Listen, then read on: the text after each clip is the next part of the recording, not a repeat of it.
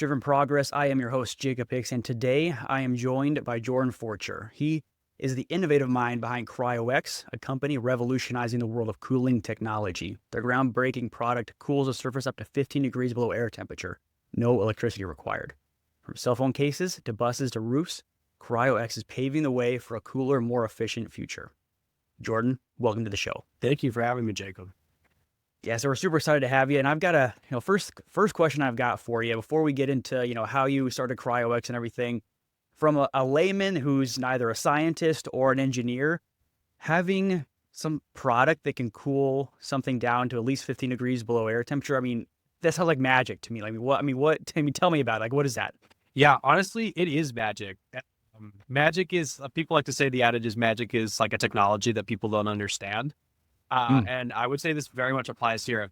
Technology doesn't mean it has to have like ChatGPT in it. Technology is just any sort of tool, right? So This is like a tool that most people don't have a fundamental understanding of how it works because you've just not taught it in school. I think the closest people ever get is that they're taught about the greenhouse effect, but they think that it's energy being reflected off the atmosphere, when really what's going on is energy is being absorbed by the atmosphere and then emitted down, radiated. And that's where our technology comes in, is we do something where we bypass the atmosphere. We bypass the greenhouse effect and directly send heat to the vacuum of space. And when you combine that with our product's high reflectivity, high solar reflectivity, we're able to, even in direct sunlight, keep our surface temperature 15 degrees below the air temperature. And it's an active cooling effect too. So it can actually actively cool whatever you put it on, even if it's producing heat. Interesting. So, I mean, break it down for me. I mean, how does it work? Like, because this is a paint, right? So, I mean, could somebody like me just go to your website and buy some of this paint and put it on my roof if I want? Yes, please. I actually encourage you to do that. We really do want people to experiment with this paint. It's a new technology, and honestly, the scientists out there think they have it all figured out with this. It's not the case. There are so many new use cases for it that I hear from people every day that I've never thought of, and I've been around this stuff for 3 years. It's really up to individuals out there to figure out how to use it. And honestly, I view this technology as like a foundation technology, a technology that you can build a business or a product off of. We already demonstrated that in our early days, where we made phone skins that you can put on like little stickers you put on the back of your phone, and it would keep them cool when you're out by the pool or whatever, or tubing on the Salt River, right? We developed those. We sold almost over 100 of them, and people loved them, and they work great. And it showed that you could actually build a business where you buy our paint as a base layer and then build a product around it and then go sell it, right? It's like the new thing you can do if you want to sell a thermal product. Or for example, if you have like a pool cover business, people always are asking me, I want a cold pool cover. Well, I can't develop that on my own. I don't have time to develop, every single niche use case. But if somebody out there has a pool cover business and they want to get ahead with their summer sales, right, they can just contact me. I will help. Let's work together to develop it, because I don't know anything about pool covers, but I know everything about radiative cooling paint. Let's build something, and then you can get ahead, right? Like that's where I want to be. I want to make it so it's not just you're buying the paint, painting a roof. Let's develop like the next generation of technologies that integrate this type of technology and make it more common on everything. I have like a saying, which is like paint the world. I think that's also Sherwin-Williams saying too, but I guess I might have to adapt it to cool the world or something. All right. So I love that. So, I mean, obviously this is hugely versatile, right? Like pretty much anything that's a surface you could put this on, right? Yeah, pretty much anything. So, I mean, how are people using it now? You said like roofs right now, and then like you tried the phone cases yourself, right? So how else are folks using it? Yeah, essentially the only limitation to where you can put it and have it still work is it has to have a clear view of the sky, or I like to say clear view of the blue. And you can do the YMCA Y test. You just put your arms up, you do the YMCA Y, and if you got blue between your arms, it'll work. If you don't, it doesn't. It's actually, it took me years to figure it out, but it's that simple. Do this, you got blue between your arms, it works. Because it's accessing space. Space becomes your heat sink, and if it can't see space, it won't work. That means if there's clouds, buildings, you're in a building, you're like under a roof, it's not going to do anything. But the second it has a clear view of that sky, it'll work great. So, sorry, what was the question again? Well, I was just curious, like how folks are using it now, because obviously it's so, so versatile. So you apply it to a lot of roofs. So think about all the big applications that have roofs. First thing that might come to mind is buildings, of course. That's a really good use case. But my favorite use case personally is school buses. I grew up Mm, in Southern California. It's not crazy hot there, but people do forget it does get hot. And air conditioning is not the norm, despite the fact that the people there can afford it. A lot of them don't, especially when I grew up. Most people in my nice community did not have air conditioning, and that included the school buses. So in the summer, or going into the summer, or the end of the summer, whatever, all around there, when we got onto the school bus at 3 o'clock in the afternoon, that's when I remember it was time to get on the school bus.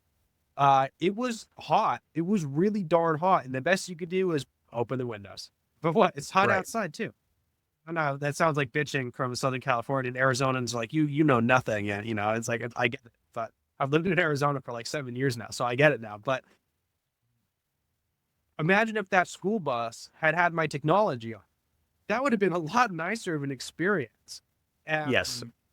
And then think about existing school buses right now that have those air conditioning units. It's good for them, but now it's a lot of energy to start up that bus and run that Yeah. AC unit to get that big cabin. Pardon my French. Cooled down. It's a lot of cubic feet in there Yeah. of air that you have to displace the temperature of. We can basically just give it a 15-degree head start, which is big, especially as school bus companies move to electric fleets, which do a lot of preconditioning on the grid, meaning that they Mm, are preconditioning the vehicle, which is fine. So you're not actually reducing the range of the vehicle. But the problem is if you have like 500 school buses preconditioning at the same time in the afternoon or the morning, what's going to happen is you're going to put a tremendous amount of strain on the grid, uh, which is not good because those are peak times. The time school buses tend to operate are actually peak times for air conditioning. So you don't want to add 1,000 school buses preconditioning at the same time in a small right. area. That's going to be really hard on the grid, and it's going to use a lot of power. It's just not good Hmm. for anyone. And hopefully we could fix that. Right? It's an infrastructure thing. And I know I just went really deep down this one little rabbit hole, but like there's so many different like industries just like that where you can go real deep and talk about real core problems that they have and how our technology can fix it. Right. Well, I mean, I'm just spitballing here, but I mean, gosh, I remember my time on the school bus where, like you said, it's super crazy hot in there pretty much all the time. And they have like that one little, like it's barely like, 5 feet, 5 inches across little fan for the bus driver. And that's about it. And I remember just how hot the seats were in the school bus. So, I mean, do you think there's an application there as well where like whatever paint or dye they're using on like seats for buses or other vehicles, that could be cooled as well? Well, it's funny you bring that up. So unless the seat was in direct sunlight, Mm, hmm. the seat, I bet you the seats were also hot, not in the sun as well. Correct. Yeah. So the Yes. reason for that is actually a process called radiant heat. Now, everything Mm, around us radiates heat. For example, my warm cup of tea here, if you can't see it, but it's actually radiating radiation in every single direction. Ooh, but it's just thermal radiation. It's essentially harmless, right? Thermal radiation, but it's everywhere. Everything around us. My monitor in front of me is radiating. The wall behind me is radiating. Everything's radiating. But by the same token, everything's also receiving. Now, entropically, or second law of thermodynamics, things that are very high energy want to lose their energy. And hmm. when they're given the opportunity, given a space or an object nearby that is lower energy, it will lose that. The lower the energy or the hotter this one, the greater that delta, the more it'll lose that energy. That's why Hmm. a hot thing in a cold fridge loses energy faster, right? We see it every day, but that's kind of the science behind it. So our technology, what it can do is it takes this high energy state of objects, right? Like this, that are being Yeah. irradiated by the sun. They're absorbing a high amount of energy. And it just removes that radiation essentially. That's why it's 15 degrees below the air temperature, because it's actively extracting that radiation that would go down onto the cabin below and just taking it right out to space. Because we're Okay. able to eliminate that thermal radiation from that roof, it means that the seats inside of the bus and the passengers inside will not be cooked like a heat lamp in a restaurant that's on the Right. food. That's exactly what it's like underneath the bus. You just can't see it. But that process just completely goes away. Just because there is no radiant heat anymore. We're extracting the radiant heat and sending it the opposite direction. We're sending it to space rather than Yeah. Yeah. down onto Yeah. you. So long story short, our technology would make the seats cooler without actually touching the seats. I love that. I mean, that makes perfect sense.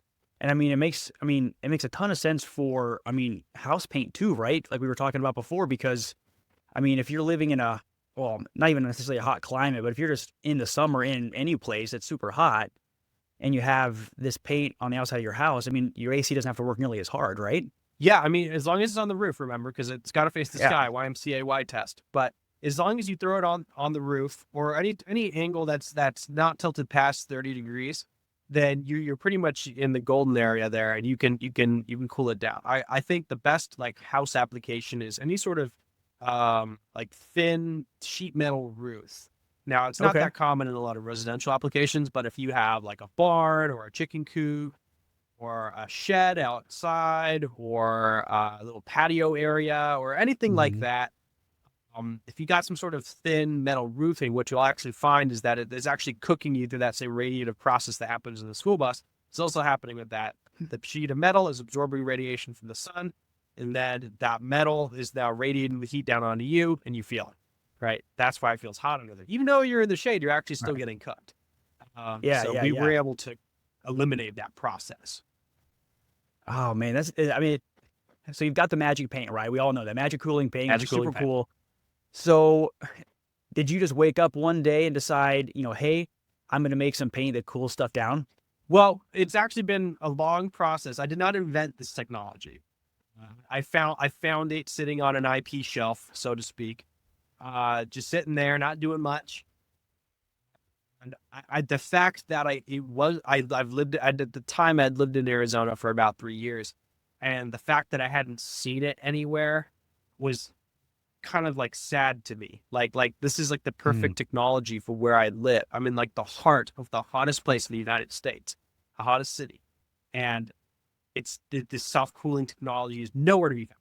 There's like one or two pilots in the entire state at the time, and I was like, this is like ridiculous. Like what's going on? Like this technology has to be developed. There's a few key things I saw because there is like an industry. I put that in quotes because there's like only a few companies and Yeah. they have their products are, you know. I wanted to have. I'm a product guy. I wanted to have an amazing product. So we've worked the past 3 years on this technology. Well, it's going on 4 years now to make it the best form of radiative cooling technology you could purchase. And that Mm. means a bunch of different things. Number one, we are confident in our 15-degree cooling number. You can get that on it if you meet you meet the criteria of a warm, low humidity, sunny day. Yeah. You can get that number. A lot of other radiative cooling companies can't really get that number. Secondly, we our form factor, which I think is the most important thing, because why buy a product if it's hard to use, right? That's why the Hmm. iPhone Yeah. is so great. iPhones are really easy to use. That's why Google copied them with the Pixel phone. Anyways, I'm a tech guy, so I could go into that one. But like, easy to use wins.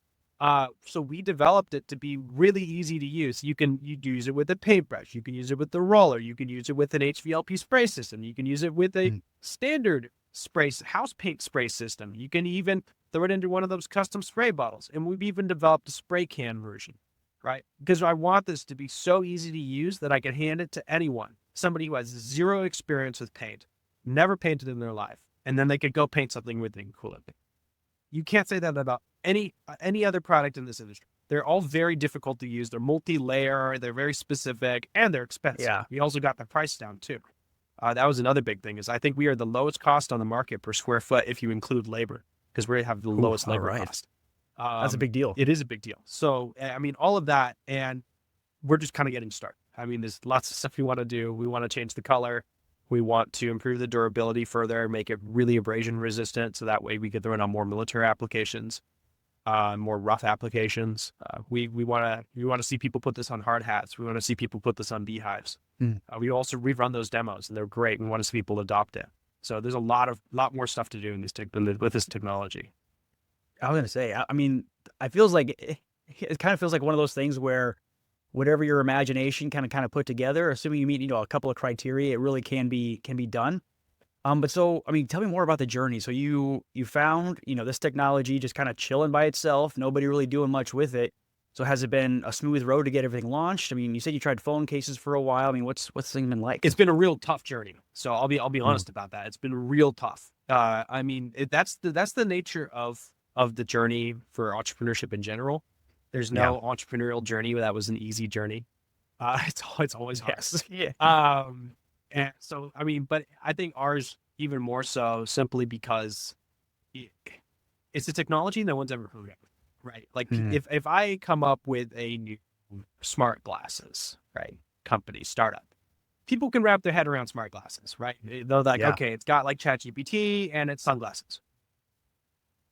People like don't have like a basis for our technology. They don't have a basis for passive daytime radiative cooling.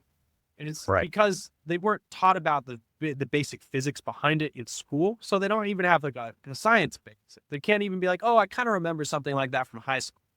Like they had nothing. Then nobody learned about this in high school. But if you did learn about it in high school, good for you, because I did and nobody else I know did. So I hope they're starting to teach it now. But it's just kind of like this very new thing no one's ever heard of, and it's an uphill Hmm. battle because how do you Yeah. advertise to a customer market that has no idea you even exist?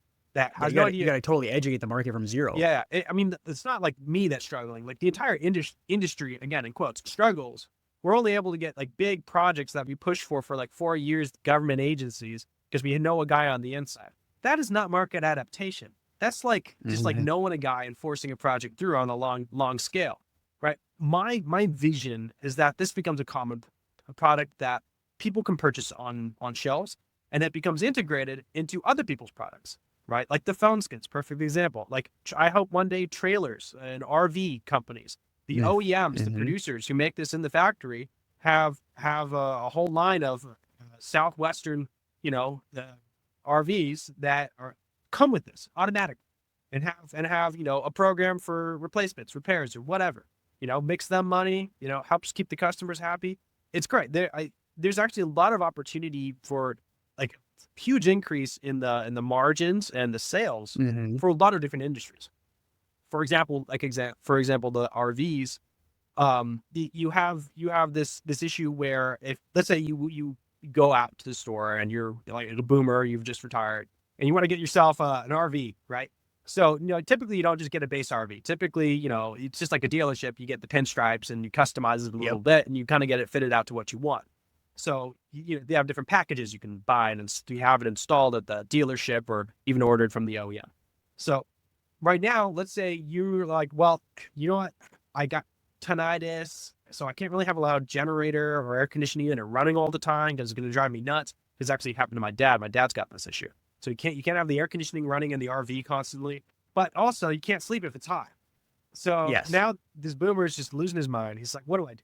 He's got no options. He's literally has no options. He can either spend minimum of $8,000 and get generator, electrical, HVAC, all of that installed, and then he has to maintain it and get the gas for the generator and do all this stuff to maintain that high voltage system. Minimum Hmm. $8,000 plus repairs. Or there's nothing between $8,000 and like $20, and at $20 you have like a basic fan that runs on your 12-volt battery system. It's like there's nothing in between to help him. Yeah. And it's like, imagine these RV guys. They're like, I got just the thing for you: radiative cooling paint, cools without power, without noise, without water, without maintenance. You just throw it on there, and it keeps your trailer cooler passive. And if you already have an air conditioning system, it doesn't have to work as hard. You use less gas. It's like they're gonna be like, what? Where was this like 20 years ago? Now the RV company makes more money. The boomer's happy. Everyone's happy. It's great, but we're not there yet because nobody knows it Yeah. exists. Right? I see this Yep. future. We just got to get there. So that's Yeah. kind of Well, that's a struggle. I mean, and I totally get that. I mean, that's true of, really anybody that's a true, you can be innovative within industries, right? Obviously changing things up a little bit here and there, but you are really kind of creating almost a micro market a little bit. And you have to educate everybody from, from the salespeople all the way down to the consumer. So, I guess just to put it simply, if I was just some, Joe Schmo off the street and I was thinking like, hey, I want to cool down my RV, I want to cool down my, my garage I just built, and I Googled this thing about this cooling paint. Like, what would you tell them? I would tell them if you got a flat roof, low insulation, throw our technology on top, and you won't be upset. I think you'll be very happy with the results. And I'm saying that's a big deal because that especially for like garages and things. That can go a really, really, really long way. Something I'm curious about though, because remind me again, how long do you say you've been working on this? About 4 years now. About 4 years. So, and I mean, like you said, I'm sure there's been a lot of ups and downs and struggles, and big high crazy fun successes, and then some maybe some lower points too. So when you're for the entrepreneurs out there that might be listening, I mean, how have you gotten through some of those struggles? Well, it's really important to have somebody else on your team that really believes in what you're doing and reminds you to stick Yes. to your guns. Yeah. That person, shout out Anthony. I got my CFO Anthony. He actually started as my first big investor. When I say big, I'm talking like $12,000, which is big for me because I was gonna say, yeah. I actually run a very tight ship. I don't need a lot of funding, although we are raising right now. But Anthony has been fantastic. He became my CFO much later after he was in my investor, but he's always been like a good friend to me. Mm-hmm. And I met him in like year one of what I was doing when I first started, when I was still doing the phone skins. And he's helped me get through some real tough times, times in which I doubted myself and I doubted the technology. And then he always reminded me, like, you know what you've got here. Because what we do have is we have magic, right? I can't forget that. At the end of the day, after working with this stuff, all day, all night for 4 years, I still have to remind myself that this is actually like a magical product. Just the other day, I work with Arizona State University a little bit, and we run the capstones through ASU. They're very popular. Every single year the students vie for them because they're really fun. And this past year we were developing our quality control process for our paint because we wanted to be able to determine the emissive properties. And the facility that we have that makes our paint doesn't have that equipment. They can measure the reflectivity, they just can't measure the emissivity really well. So we were trying to figure out, how do we measure the emissivity without expensive equipment in an indoor environment? How do you do quality testing? So we developed a very interesting, I can't really say much about it, but like, I think like we like discovered something like new. I can't say for certain. I don't know, but like we were playing around with some stuff. I had a theory and it might have worked. And to me, that's magic, right? Just at the very least, it's magic because it's like, I can't find it in a textbook. I can't find it online. I have no idea what I've just found. I don't know what the implications are. Like, I'd have to go find some engineers. Like, it's like magic because it opens up this new frontier of like, this like, people forget. Some people say like everything's already been invented. You won't find new things. It's like, no, you can find new things, especially if you're an entrepreneur and you got like a deep tech startup. Like, you may think that the thing you're working on is the thing, but there may be like a sub property of that thing that you can tap into that could revolutionize an entirely different industry. Right? That's what we're looking at right now. We're trying to figure out how to use the thing that we've kind of figured out, because we don't know, because no one's ever engineered a thing that uses the thing we figured out. So anyway, I can't get specific on it, but it's like So there's big things on the horizon, it sounds like. Maybe. I mean, again, we have to do a lot more testing. It's tough because I can't like say anything because it's like, it's so new. I don't want to be like, yes, we figured out this, and then like 3 months from now, when we're doing more validation, and it's not like magic is ethereal, right? Or whatever whatever that word is, like it just can disappear in an instant. Right? When you discover something, it can just disappear like that. You look at it too hard and it goes away. So we're really trying to look at it really hard to see if it still stays there.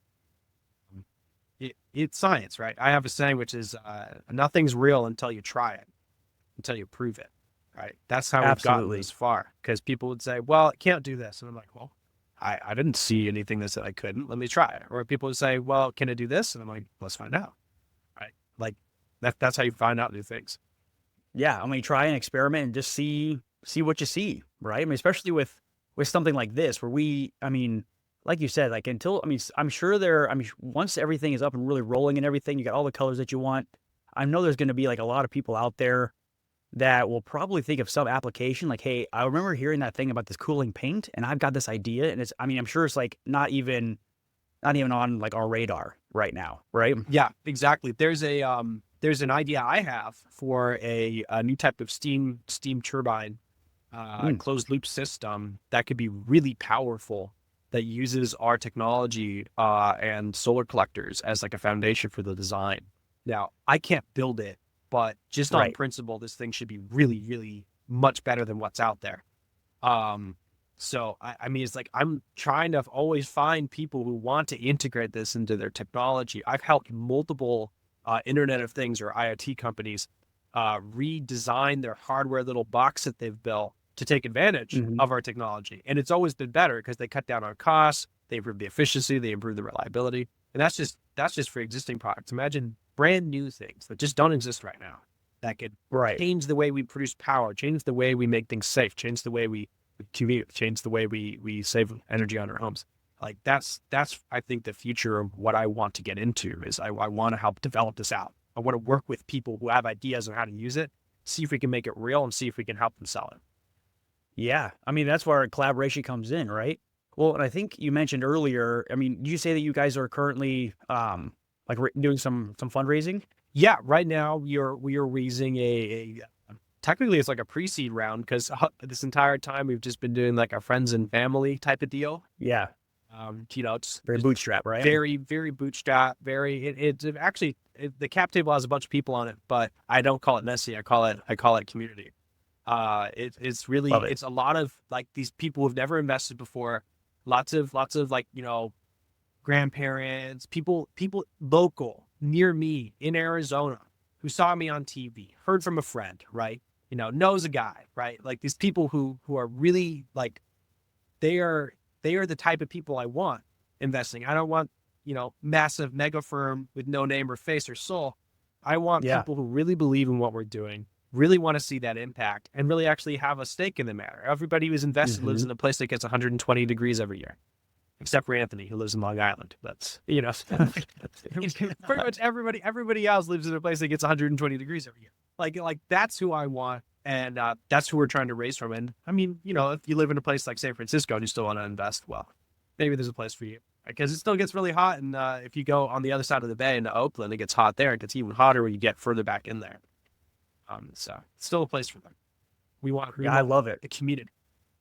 Yeah. So still building the community, got kind of this pre-seed round. In terms of, big goals for 2025, I mean, what are you guys really focusing on? What are you pushing on right now? Big goals are definitely finish this round, hopefully, eventually. We'll see. Hmm. Bigger goal is make some sales. So we're actually trying to bring on a very good salesperson. Okay. You would think I would be, good at sales with my personality, but I'm not the best. I'm really not the best. I haven't put a lot of time into that skill tree. I mean, I've tried to, but I just, I spend a lot of my past, my entire adult life either in school or, trying to run a company, and sales has been the thing I haven't really been able to get too far into as much as I'd really like to. So at the very least, I'm looking for someone with a lot of experience to join the team that can help me out here, because it's just, there's a lot of markets to get into. It gets very technical on how you approach them because it's brand new technology. And I'm sure there's people out there, maybe even one of your listeners who thinks that this is very, very cool. No pun intended. And and they want to be part of the mission, and they maybe have quite a few years of sales experience under their belt. I love that. So, I mean, it sounds like if anybody listening was like, hey, maybe I'm thinking about making a jump from my current company or my current job, and I hear about this cooling paint thing. I mean, it sounds like this person need to be pretty driven, like self-driven, pretty hungry, kind of a hunter. I mean, are there any other, like, what other kind of qualifications would you be looking for? Passion for paint? Yeah, well, I mean, I think a passion for the technology. Yeah. And that doesn't mean you have to understand it right now. That just means that it's not gonna leave your head for the next few days. Like Yep. like the next few days after listening to this, you're gonna be like, this shit's nice. This is crazy. Mhm. Oh my gosh, this thing's gonna change everything. If that's you, I want you on board. Because like some people, they hear about this and then they forget it and they don't even like remember my company's name. Other people, it becomes like they become like evangelicals about this. They tell everyone they know about it. And I don't blame them Yeah. because it really is magic. Hearing about it's one thing, but I mean, you should see, I've actually captured this a few times on video. You should see the look on people's faces when they feel the material for the first time on a hot day, right? It'll be outside, they'll be at something, and I'll have a demo unit out, and they'll go and touch it. And they'll go like, they just wonder, bewilderment. It's magic. It's magic. It really is. And I wish I had some way for everyone listening to this to experience it right now. Well, technically I do. We have sample sizes on our Oh, website, which you can okay. buy, Okay. 2 ounces each, so you can cover about 2 square feet with that. Anyways, small plug. But I mean, I wish I like instantly right now had a way for people to experience that kind of wonder,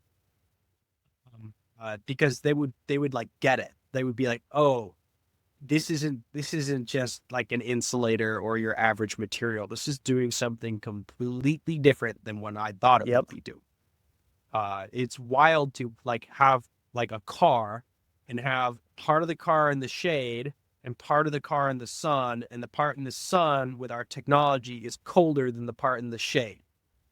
Like Yeah. it's like you have to like wrap your head around. And I think that will speak to some people. I think some people will kind of get it. And I mean, 100%, yeah, because that's, we I want mean, believers. in my mind, it's almost like when you like you need glasses and you don't realize you need glasses, and then once you put on a proper, prescribed pair of glasses, you actually see really clearly, and you didn't even realize you weren't seeing well. It's like one of those things where you have to experience it to really understand what it is we're talking about, right? I mean, we can talk about 15 degrees all day long, but until you put your hand on something that you think should be hot and it's not, And it's I not. mean, that's mind-boggling, right? Yeah, pretty much. So if I'm listening and maybe I'm thinking about either investing in this cool cooling paint thing, or maybe I think I could sell the crap out of this cooling paint thing. I mean, what should I do? Should I reach out to you? Yeah, absolutely. And yes, if you want to resell this stuff, I mean, let's do it. I think you can make money. I can make money. I really don't want to be spending my time trying to sell this to every old person. I'm really Yep. looking for channel partners, people who know their market better than I ever will. And they, with my a little bit of my help about what my product does, they can go and sell it. Just like I was telling you with the trailer sales. Like those guys know trailer people more than I could ever know in a lifetime. Those guys Right. know it. And I don't Or want want to. I don't want to try and sell trailers. I'm not trying to do that. I want to help equip them with this new technology that they can make even more money in their regular day-to-day business selling an additional product that their customers will love. Right. And I'm sure it's not just trailers. I'm sure there's a variety of industries and a variety of things that they can go on to. Just like I was saying, the pool guys or beehive makers or whatever. I mean, like, let's do it. Hard hat manufacturers, we're looking at that. Let's do it. Let's go change the world. Let's go make everything cooler. I love it. Oh my gosh, this has been fantastic. Thank you so much for coming on the show today. Thank you for having me. This has been great to talk with you. Yeah, I said if anybody's listening, I will make sure to include Jordan's both his LinkedIn profile and his website if anybody's interested in trying out some of this Cryo X paint. I'll include those links in the show notes. And thank you everybody for listening. Make sure to subscribe and review, and we'll see you next time on Purpose Driven Progress.